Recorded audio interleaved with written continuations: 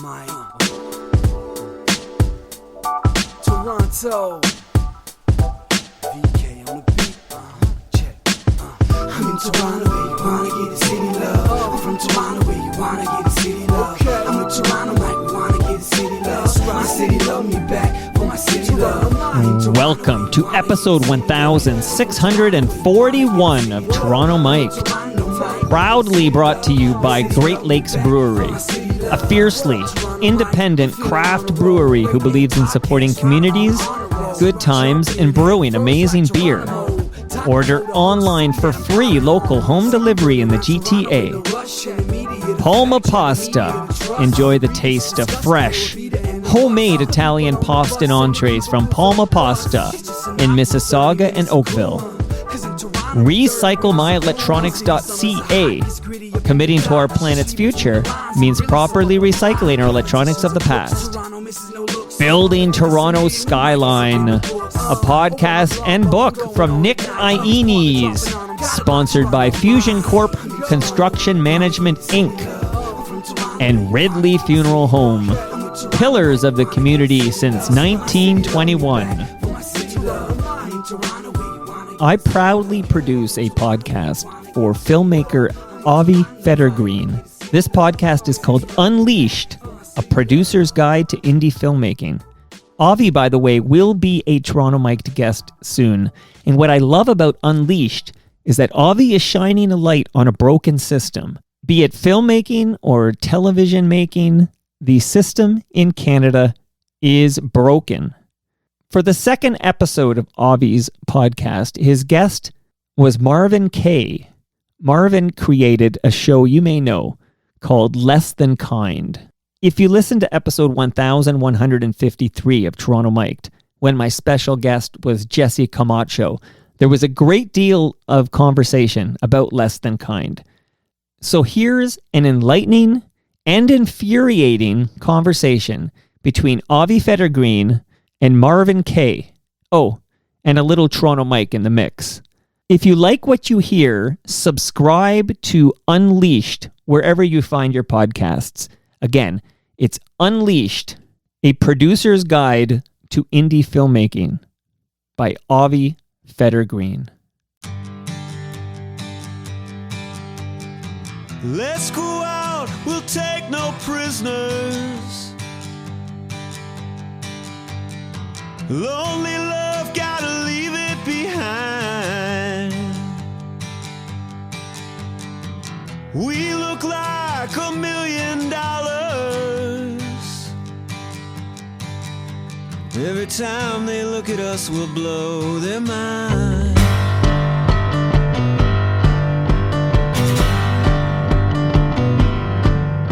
Welcome back. This is episode 2 of A Producer's Guide to Indie Filmmaking. My name's Avi Federgreen, and thank you for joining us today. Today we have a dear friend of mine who was the show creator for one of Canada's best comedic series, in my opinion, Less Than Kind. We have show creator Marvin Kaye. Marvin, welcome. Thank you. It's lovely to be here. I'm touched that I'm considered such a good friend and such a talented person by you. It's very well. It's true. It's very warm. It's true. Less Than Kind remains one of my top favorite Canadian series of all time, and I wish it was still going on. But Marvin, why don't you tell us, the beginnings of you in the Canadian industry, and we'll go from there. Okay, well, all right, let's go back into Marvin's history. I started off in music, actually. I went and studied at the McGill Conservatory. I was a voice major. I thought I'd be an opera singer, although I didn't really like opera. But I did two years of all my performance courses, and then they said you have 2 years of history and theory left, and I went, bye. And then I went and studied theater after that in Vancouver at Studio 58. And I ended up doing a lot of musicals and summer stock after that. But while I was at Studio 58, I wrote a one-act play called They Have Mayonnaise in Montreal, which got some critical acclaim that year. They did a festival of one-acts. and it got chosen as in the papers in Vancouver as like one of the highlighted theater pieces of the season. And so, being who I was in the industry, I ignored that for about 10 years and went off and thought I could become a star on film, TV, and stage. You want me to keep going? Keep going. So years later, as my career hit a stall, I decided maybe I should take out this play and see what I can do with it. Right. And so me and a dear friend of mine, Chris Shaysgreen, we looked it over and I thought, oh yeah, this could be a series.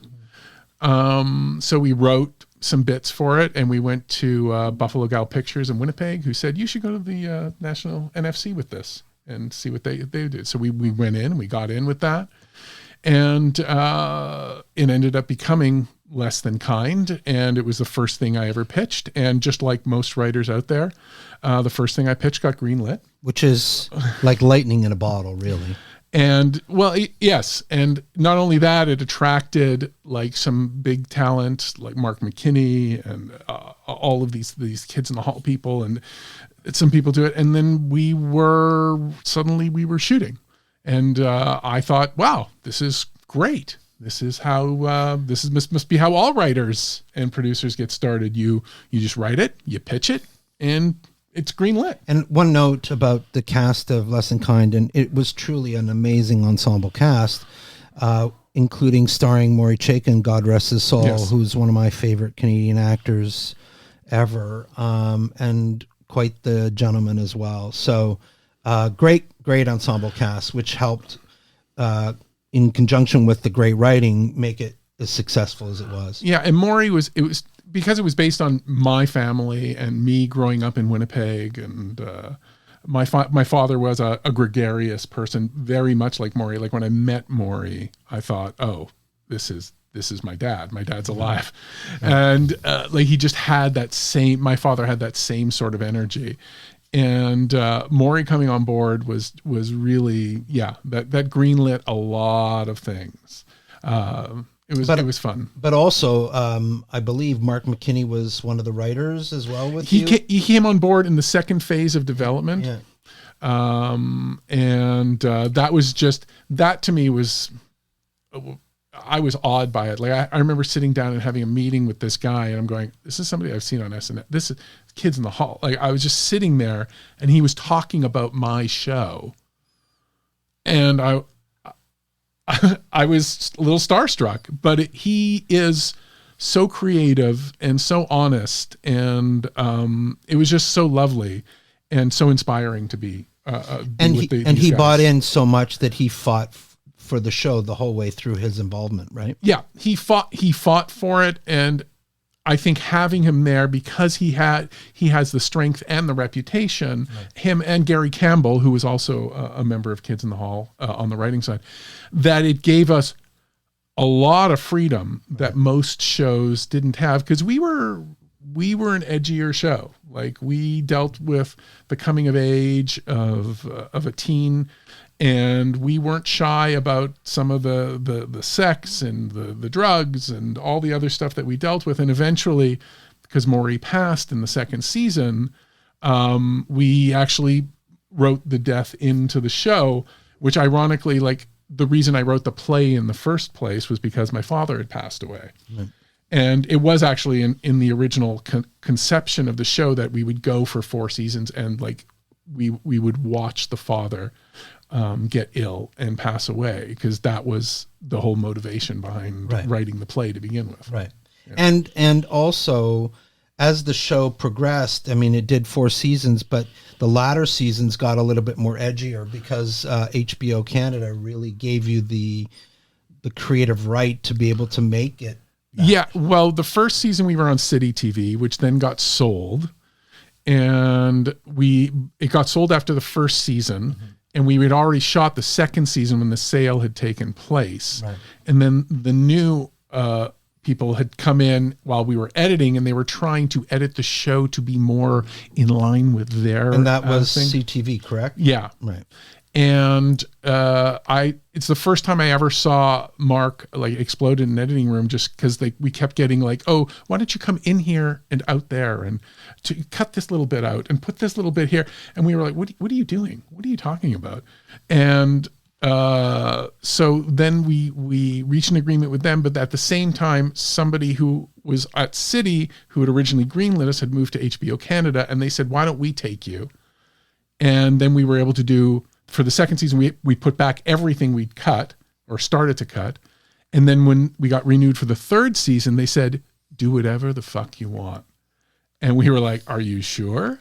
And they were like, yeah. And so Mark and Gary and all of us in the writing room, Chris and myself, like we were able to put out anything we wanted and do that. And it was, and even Mark and Gary both say it was one of the most creative, loving experiences of their life, because that doesn't happen very, very often. And it was my first show, so I was in this bizarre state where I thought, well, this is the industry, right? But I didn't realize that I was on like a huge acid trip for that whole thing. That I was in dreamland that most writers don't ever get to. Right. Yeah. So that, ended unfortunately after 4 seasons. And so talk about what happened with you, and, where, and then, as far as you finished this amazing run on this amazing show that was, nominated for awards and all these other things, and then it's gone. What next? Well, first we started pitching shows then. The reality was we probably should have been pitching shows a year previous, but because I was ignorant and didn't know the business as well, and there was really nobody telling me what to do. And that's, if I was to go back, I wish I could whisper in my ear, like, you're hot now, go spread the fire. Because I thought, okay, let me just finish this and then I'll move on to the next thing. And that's not how the biz works. You have to be, if you're on fire, you got to spread it and go. So after it closed, I got into development on a couple of shows. I wrote on a couple of other shows. But I'll be very honest, as a writer, because my experience was just let me write, I just got to write what I wanted because it was my show based on my life. And I was in this room that had freedom. I thought every show was like that. So I would jump on shows and they would tell me what their format was. And I would just go, okay, well, I'll just write what I want. Right. Because they want me to write. Right. But what you don't understand, what I wasn't taught was you're being hired to write for them. Right. You're being hired to write their voice. Right. And so I did a few shows. I did well on those shows. One of the scripts got nominated again after that for Best Comedy. Right. And then, and also I was in front of the camera as well. Right. I was still doing stuff, and I got onto a few series for an episode or two here or there. I've done 3 episodes of Murdoch Mysteries. Right. So that continued, but then things really started to die off for me. Right. I reached a point where I wasn't working. What, you were becoming irrelevant? I think I passed the irrelevant point. Right. To the point where I wasn't sure what I should be doing next. Right. And that's when I started to have to look back at what I was doing and what I think the industry expects of me. Right. And start realizing that, every writer is really a producer. Right. And every writer, whether you have an agent or not, you are your own agent. Right. And you have to get this stuff moving and you have to get it going. And it took me probably 5 or 6 years after Less Than Kind ended to start to understand that. And honestly, if I was designing a course for writers right now, I would say it's great. If you're a talented writer and you have an ear for things, that's great. Understand what this business is, especially in this country. Right. How you have, learn how to fill out the application forms, Right. learn what grants and stuff are available to you, learn how to pitch, because most of the time you're going to be pitching to people who've never made a show before. Right. So you have to know it's about sales. Right. It's not about being creative per se. It's about how to sell yourself as creative. Right. Yeah. But based on all this, I mean, from my point of view, I think Canadian television has a real problem. And you and I've had these conversations together over coffee and sandwich, sandwiches at Center Street Deli. That we only see procedurals. We see reality television, lifestyle factual television, but we really don't see, and we're not really looking at the American television model or the British television model and trying to create shows that are anthology related or whatever. Like, it's always the same old. Yeah, right? well, it seems that, especially in Canada, we're in this sort of middle zone where we're instead of trying to be creative, we're trying to appeal to markets outside of us. Right. And Quebec's a bit different. Right. Like they seem to want to do their own thing. So like I'll just jump ahead, because recently my best luck has been in pitching to producers in Europe, where I sent them a script I wrote that was about an edgy concept, and they were like, "Oh, this is great." And I was like, "Oh," and then I said, "Well, what else do you need from me?" And they were like, "Well, we're on board. Just tell us what you need." And I was blown away. Right. But yeah, in Canada, the market seems to be about trying to be, which is sort of almost typically Canadian, the nice middle guy. Right. We're not trying to do anything too edgy. We're not trying to do anything that's bad, but we don't want to be too edgy. And recently, especially the meetings I've had, all the producers have been asking for blue sky procedurals. Right. Which is like procedurals that aren't like, don't push the edges. Everything ends after the first episode, and then you just take the characters and you start something else. And it's a lawyer show or a cop show or a hospital show, yes. doctor shows. Yeah.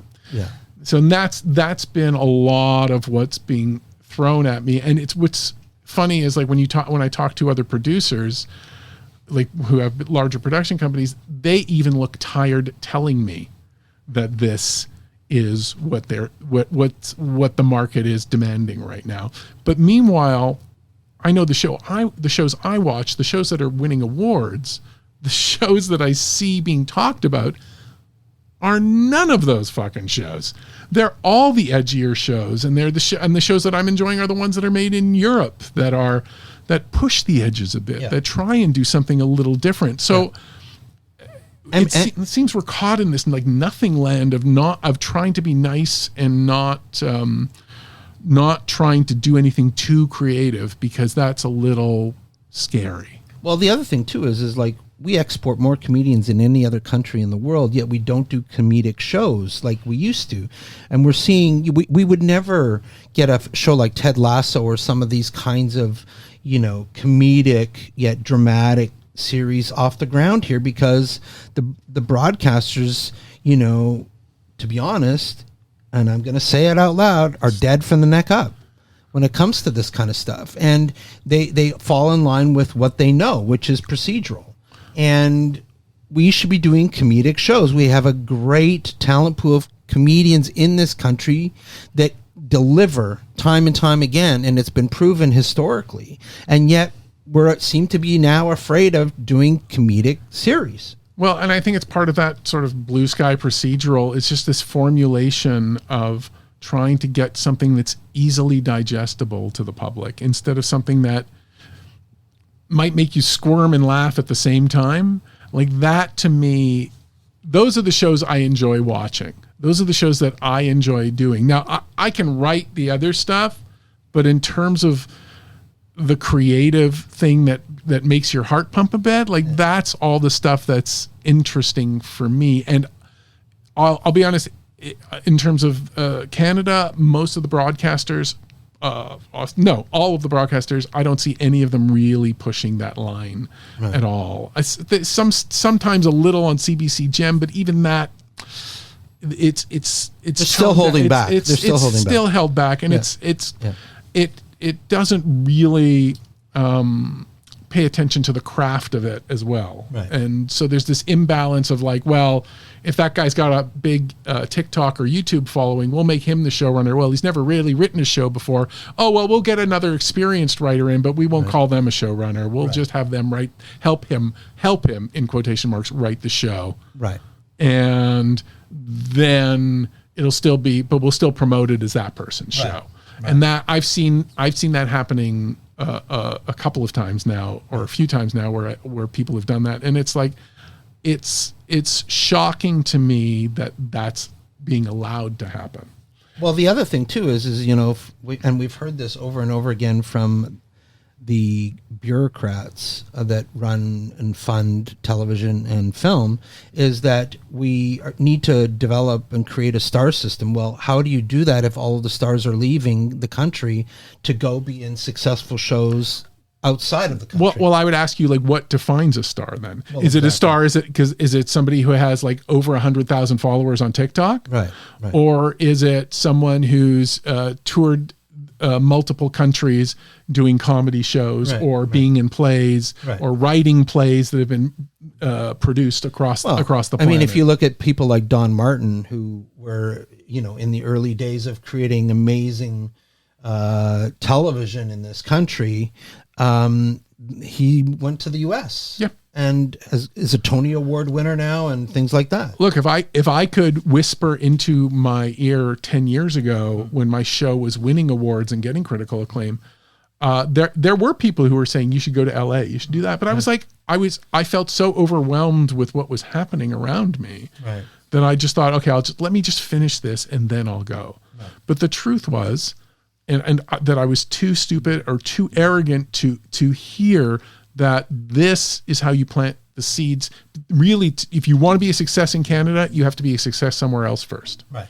And then the Canadian system will look at you and go, oh, you're a star there? Well, now you can be a star here.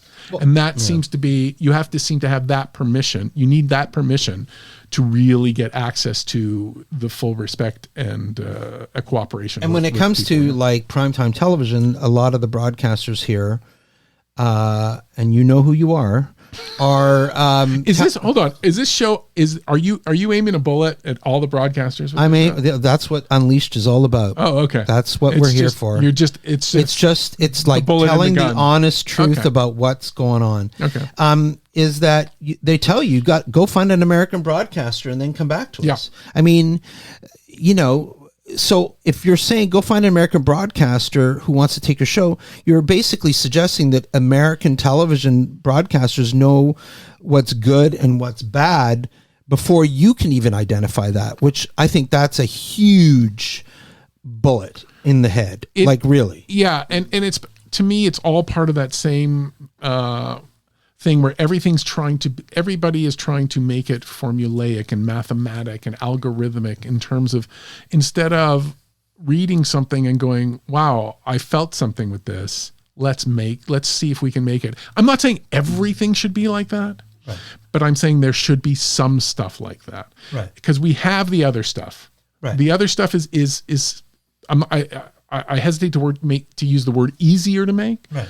But it's easier to find. But to actually go and find something that's darker, or I don't like to use darker, just it's edgier, that pushes, that makes you squirm, laugh, or cry within the same 10 minutes. Right. That seems to be a too risky a venture right away, unless you get, like you were saying, a U.S. star or a European star or European director or U.S. director wants to come on board. And then suddenly, oh, well, now this is a 100% Canadian aside from this one person. And look, there are obviously some series in Canada like Heartland, like Murdoch Mysteries that are successful, but they're speaking to an audience that is, an older audience. And yet, we're not on Canadian broadcasters, we're not grabbing the audience of tomorrow.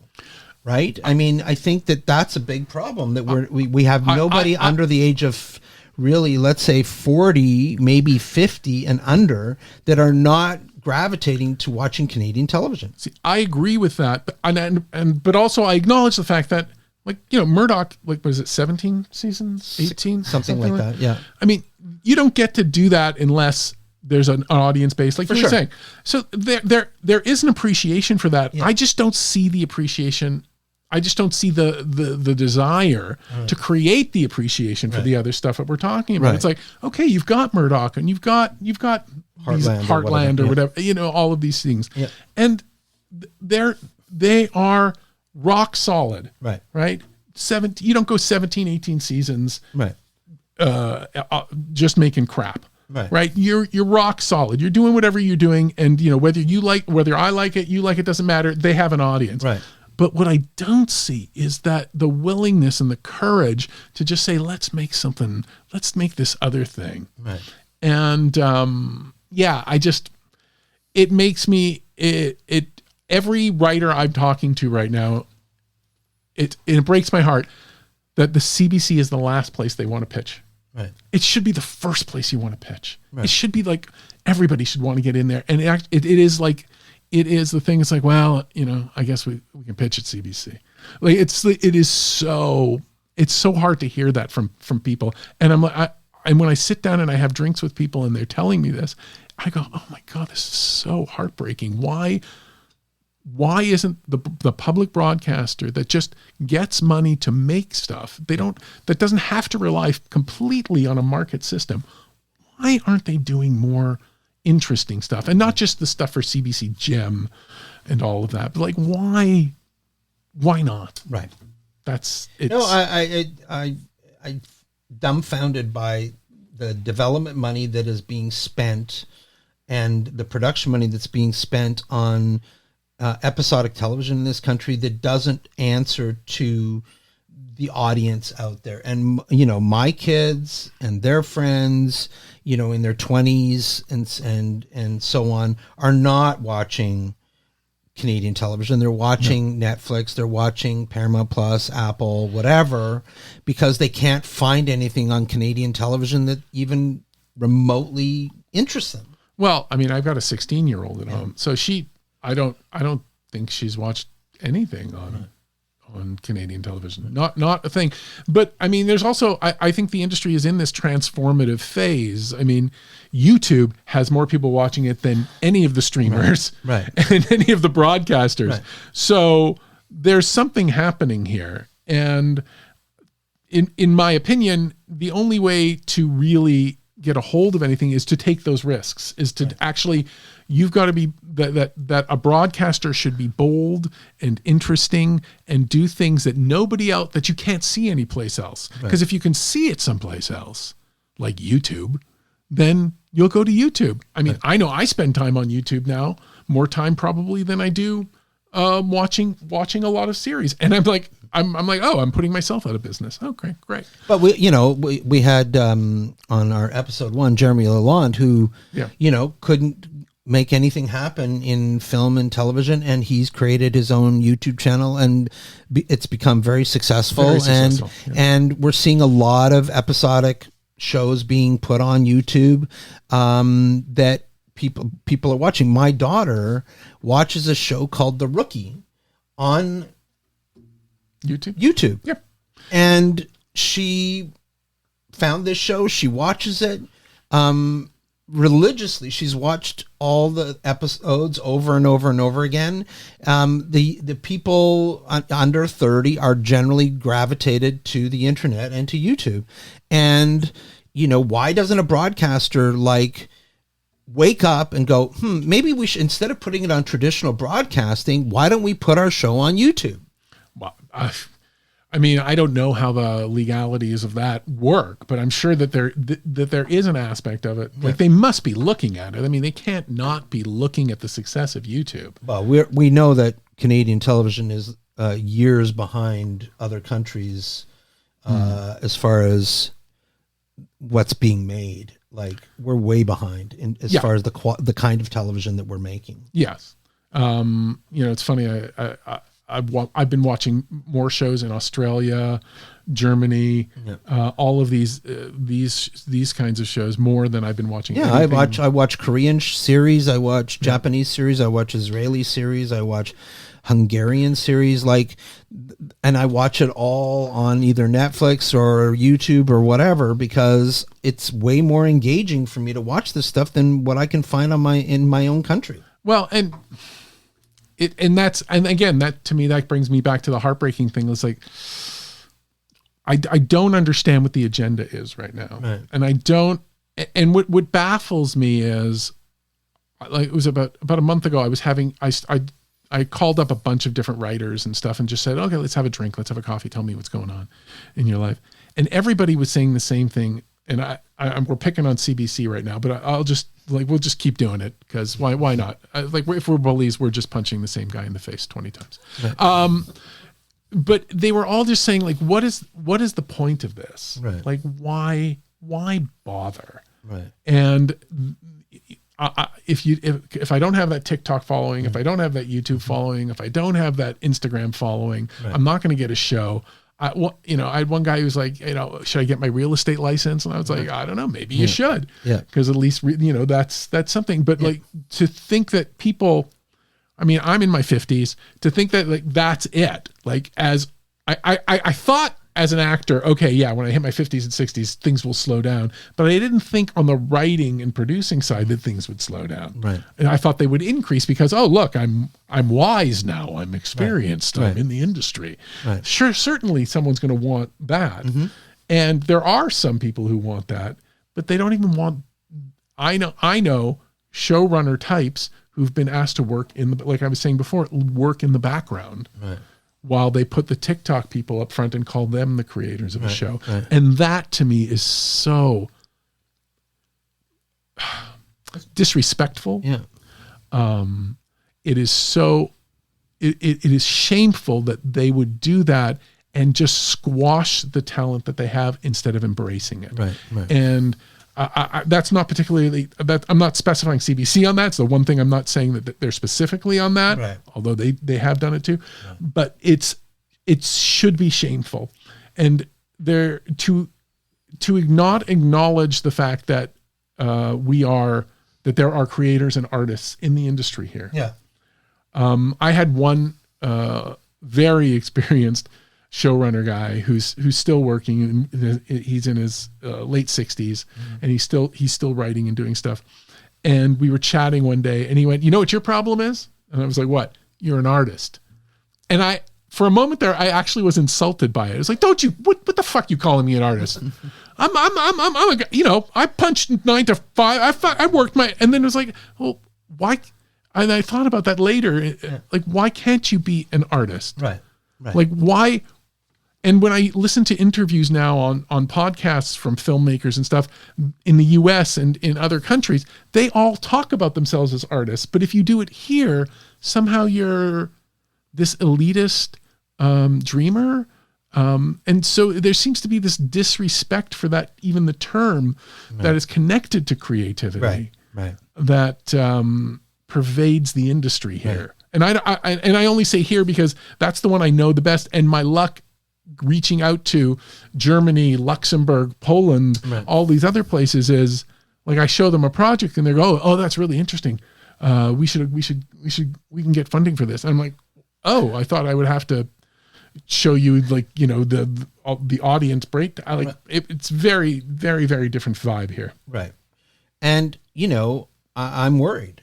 I mean, I'm worried for where it's all going here, and the writers that are, coming out of school and are, having high hopes about getting employment and making shows and content in this country, they have no idea what they're getting themselves into. Well, yeah. And that's when people ask me, like, what would you teach? What sort of lessons would you go? And I would say to the people, and I said this earlier, like, you can teach about the creativity part, but really, especially in Canada, like, learn how the business is run, because as a writer here, you're not just an artist, you are a businessman, and you have to figure out a business person, and you have to figure out how to sell, how to fill out the obnoxious application forms. 4-inch binder. 4-inch binder worth of paperwork. Yeah. And it's so much paperwork. We were just talking about this earlier, like with the CMF, telefilm, all of the paperwork you have to do to get funding to do and try and make that creative project. It's so exhausting. And then you go, oh, well, I guess I should just hire an administrator. And you realize, oh, the people who are working the most right now are just the people who know how to fill out the paperwork. Right. And that's, I mean, I want them to work, but that shouldn't be all of the work. Yeah. And it's very, very frustrating. Yeah. Marvin, it's a producer Toronto Mike here. Avi said I could unmute my microphone. Thank you, Avi. Yeah. But I'm listening to this. It's both enlightening and infuriating. And I'm thinking, if my kids were solid writers who wanted to work in, film or television in this country, I would tell them to get the fuck out of Canada. Like, listening to this, it sounds like there is no future for. I mean, Less Than Kind, by the way, I don't know if Avi said this, was a fantastic show. Thank you. I'm wondering, because it wasn't touched on in your conversation here, like, why did it have to end after 4 seasons? Well, I mean, that actually, there were two reasons. One, the network was hesitating in going to number 5. And that was, and on the creative side, it was about a kid coming of age in high school. And so even every season was another year in high school. So by the 4th season, he was graduating high school. So it was like, well, do we go to university now with him? Saved by the Bell, the college years. Yes. Well, and we were all at a point where it's like, well, this cast member has passed away and we have to deal with all that. We were fine with wrapping it up. But I will say this, that actually there has been some interest in possibly rebooting the series. There have been some discussions about, and it is sort of timeline wise, we're thinking about, what would happen 15 years later to these characters? Like, what is it? And it's like I have my love-hate relationship with Winnipeg, and so that's where I'm from. Right. And so, like, what would bring them all back together again into the coldest city I've ever lived in? Well, shout out to the Weaker Thans. Yes, who were that was the other thing. I will say this. And I don't know if the series that do get to air do this. We spent so much time trying to find original music from original artists in Canada to try and put on the show. If I have a YouTube thing and I created a playlist of all of the music, and I had my 16-year-old listen to it and she likes it, and I hope. Because I'm not watching a lot of Canadian shows, I hope the Canadian shows are really out there looking for new sounds and new artists and new creatives that way to bring the music in there. That was we would spend hours just sitting there and listening to tunes to put in the show. I would say too, one of the frustrating things about making television, and you experience this firsthand, is once the show is over, where can you find it? There's no distribution possibilities, or there should be, but there isn't anybody doing that kind of thing. You encountered this with Less Than Kind, where you kept pushing the main production company to, like, what's going on with sales outside of Canada, what's going on with offering it on VOD and everything like that. Why don't you talk about that? Well, I mean, here's I'm going to talk about it, but like I'm not a distributor, right? And I didn't know anything about distributing, but I will say that the people who had the distribution contract, right. And I believe there is negotiations right now to get it away from them. They haven't sent me a report in 10 years, right? So I don't know how they're still in business, right? Most, from my perspective, what I see distributors doing is getting money from the government agencies to go to festivals, right, and not do anything, right, and not report that they haven't done anything, because that would take too long, and you've got to have all these drinks and go to con, and it's sunny. The paperwork's very distracting. Right. And yeah, to me, most of the distributors that I've had to deal with regarding this they're not distributors. They're just taking money. Are they thieves? I don't know. And you and I have had this conversation because, of course, I have a distribution company called IndieCan, and I was very happy, and I'd spoken to your co-producer in Winnipeg about getting the series up online in various platforms, but the rights are so wrapped up in bureaucracy and nonsense that it's impossible to get those rights back so that it can be exploited in other abilities. And so here's the thing. So yeah, just doing my own research, my distributor was in default on their contracts. Right. So now it's kind of like, oh, I'm sitting here going, well, I guess I could hire a lawyer and go after them. That could cost me thousands of dollars. Which I don't have just to throw around. Right. And would the rights go to me, or would they go to the other producers that are attached to the project who don't own the distribution rights right now, but they would probably inherit them if I don't know all the legalities there. Right. So it becomes this thing where eventually as a creative on the creative side, you just go, I'm just going to make a sandwich. I can't deal with all of this. And that's why I say, if you're going to be a writer, you better learn some of the legal stuff. You better learn how to do that paperwork, because when you need to know that, not have that knowledge, it's too late. You have to have it before going in. Yeah. And it's you can depend on your agent for it, but some of them don't know it. Right. And then you have to figure out what are my options here? Now, luckily, Buffalo Gal Pictures in Winnipeg is a very good company, mm-hmm. and I think they're trying to straighten everything out right now. Mm-hmm. And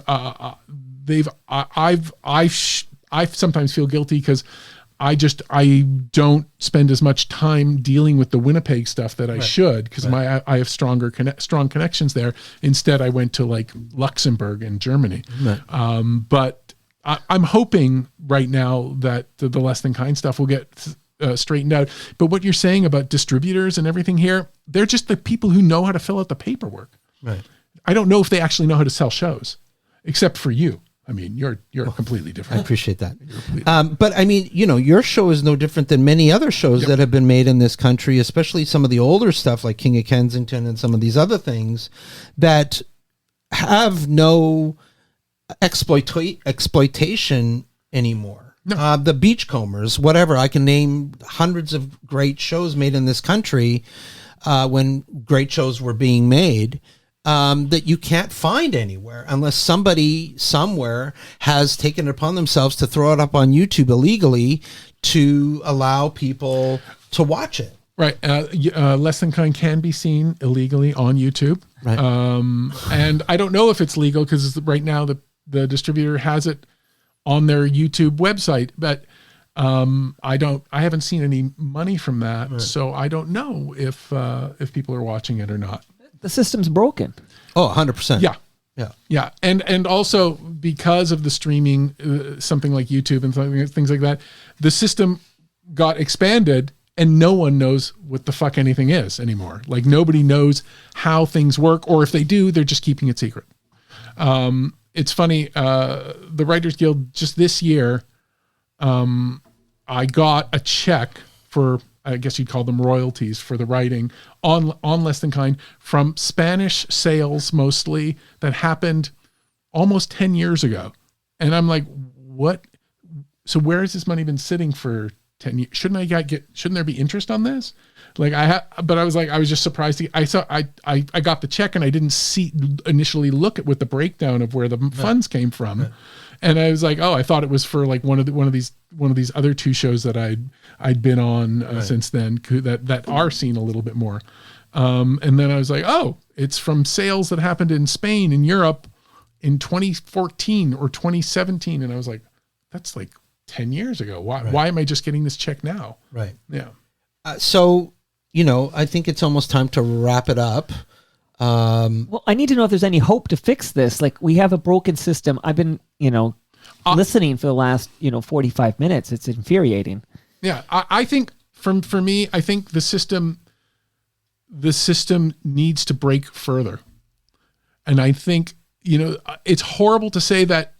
I think that things need to explode so that we can all clean up the pieces and remake it the way it's supposed to be made. Or somebody really, really talented and who wants to make television gets in charge of those systems. And when we're talking about the system CBC and all of the funding bodies, that it becomes more of a creative based system instead of just relying on people who know how to fill out the forms properly. But also, you and I spoke about this on the way here, is the people that are making the decisions at the broadcasters about which shows get made and which shows don't get made have never made a show in their life. And that to me is is more about the merit system as well. Like, get people in there who know about what the creative is and know how to define that, and bring in the young people too. But as they have to apprentice, you have to learn it. It is a skill. You have to develop that ear the same way you have to practice music and the same way you have to write to become a better writer. You have to be with people who know how to make shows so that you can make better shows. But as you said earlier, Marvin, the broadcasters in this country are so risk adverse. Like, they're so risk averse that it's all in the mushy middle. Yeah. But part of that too is they're working with the same production companies over and over and over and over again. Alana Frank, I'm going to name names, All right. New Metric, like these companies. It's like the door is wide open to these broadcasters for them to pitch them anything at any time, and those same production companies are the ones that are producing these shows.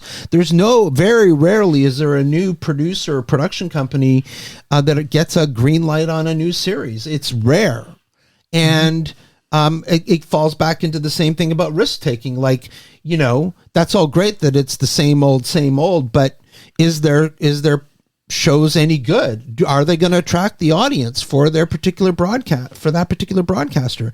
These questions never get answered at that level, and it's shameful. But for me, all of that has to start at the top. Like, there has to be somebody who says, we're in a creative business.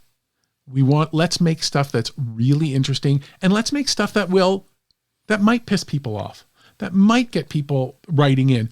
I would think if I was the head of a network that really that claimed to care about the creative, that having someone write in about what they didn't like about a show or what they thought was offensive about a show, right, you could start a conversation. Right. Let's have that conversation. Right. Let's talk about what it is. Let's make that debate. Let's make stuff that's edgy, and and you've got the Murdoch and all the other stuff in there. Like, let's make stuff that's more interesting and not just about appealing to how many TikTok viewers this guy has. Right.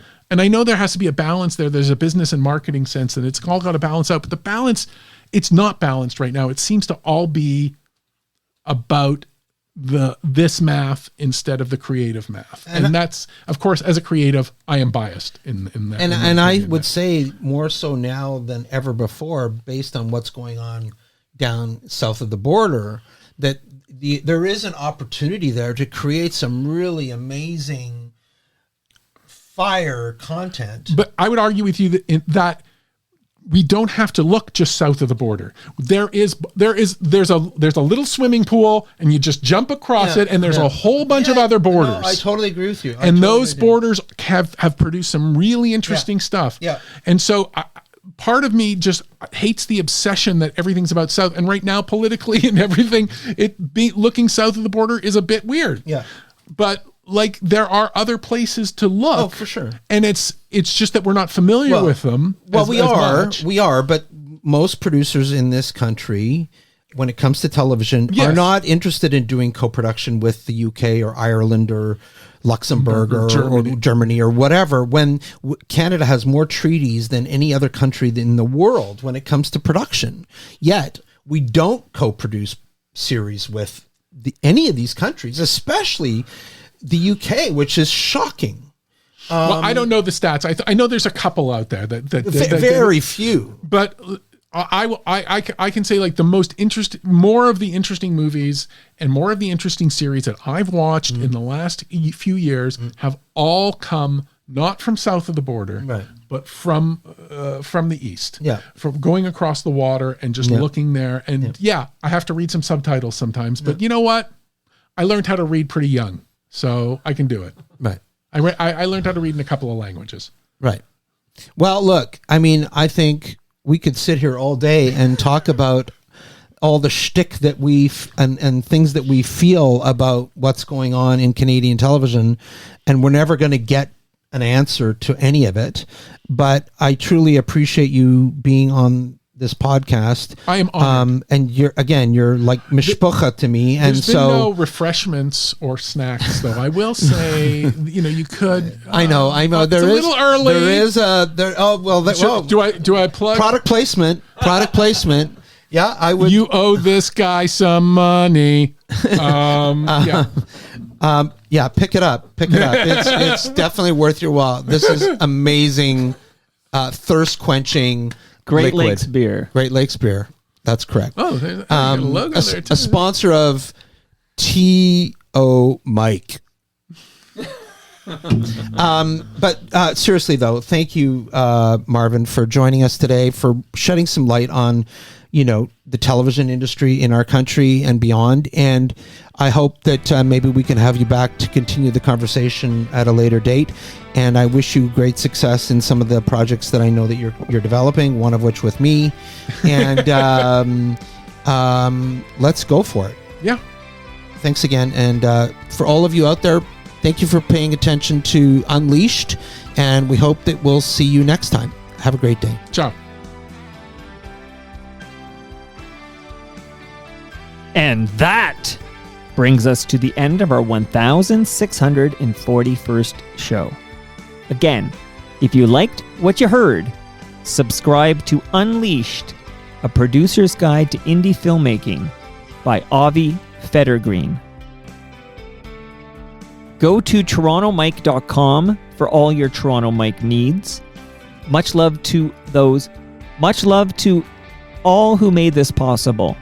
That's Great Lakes Brewery, Palma Pasta, RecycleMyElectronics.ca, Building Toronto Skyline, and Ridley Funeral Home. See you all tomorrow when my special guest is the Radical Reverend Sherry DeNovo.